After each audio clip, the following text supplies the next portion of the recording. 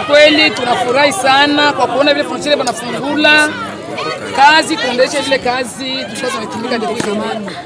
Tulikuwa tunasumbuka sana siku za kutosha, bado tulikuwa sikia mbaya watu wasomi, tulikuwa sikia mbaya tutafuta tele rasio tena tunakula mbaya, tunakula maana vitu wenyewe vieleweki. Tunafurahi sana kufungula juu tuanze tumika. Basi sasa tunatumika ndio zamani. Tuenda Burundi tunarudia, Burundi wanakuja Kongo wanarudia. Tunashukuru sana kabisa. Tia magumu mingi siku kutumika kazi kuchunguza. Kupata ile watu wasome, watu balikimbia kukimbilia Burundi, watu wanazofika kule na njala, watu wanaisha kule, watu wakuli mzuri, maana afya yao ilikuwa mbaya kabisa frontiere. Tunatumika kazi ya sukari, tunaacha sukari, tunatuza mafuta mauki na biashara mwingine wenye mdogo tu selo vile na kazi na sema. Baliungana kupitia mazungumzo kwa kuona vile raia inasumbuka.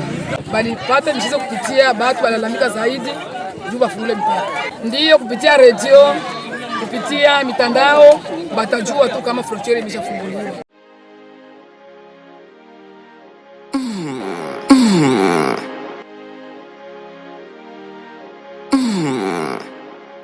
Kosha kufana njala bayama, tunashukuru kabisa. Mungu awabariki sana wa watu bebali tusaidia kufungula frontiere. Mungu awabariki sana. Sasa ba moya ni wajane huku nasikia. Tunashukuru sana. Tulikuwa tunachuruzia hapa, tulikuwa tunachuruza tena, tulikuwa tunaikala, hatukuwa na kazi. Unasikia, tunashukuru sana. Mungu awabariki sana.